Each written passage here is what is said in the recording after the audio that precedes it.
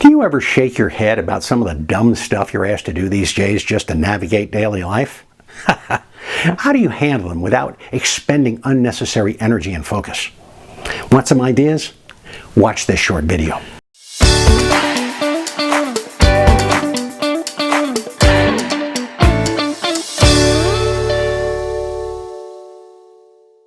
I'm Bob Wendover.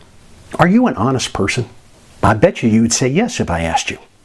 So if you are, is it okay to game the system? Now, what system, you might ask? Now that's where things get interesting. I have two friends, Joe and Judy. Now, Joe has been having trouble with his dentures, and since he can't wear them, it's difficult to understand what he's saying a lot of the time. The other day, Judy was trying to help Joe make an adjustment to one of his financial accounts, and she called the bank support line, and she explained who she was and that she was authorized to act on Joe's behalf. The support staffer told her that he needed Joe to give voice authorization, and Judy explained the denture situation, but the young man persisted. So Judy put Joe on the line, and after 4 attempts, the young man was still not convinced that it was Joe. Now, Judy got kind of exasperated about this and asked to speak to a supervisor. After a few minutes, a supervisor came on the line, asked Judy for a few of Joe's identifiers, and okayed the change. When Judy told me this story, I asked whether the company was using voice recognition technology. And Judy said she didn't think so. So I said, well, why didn't you just hang up and maybe find a guy to substitute for Joe, to act like Joe and call back?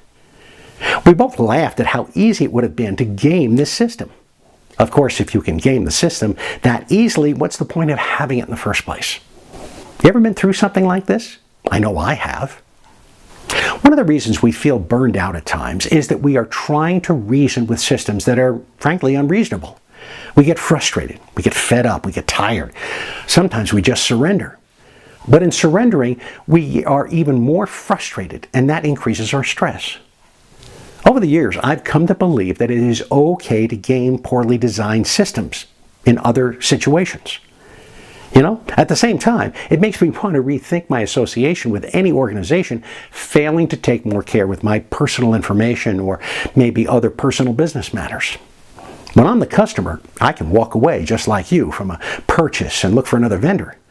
But when it comes to maybe a bank or healthcare or government services upon which I am dependent, what else is there to do? Many of these systems are virtually impenetrable, and since large organizations like this don't have any incentive to do better, they're unlikely to improve, unfortunately.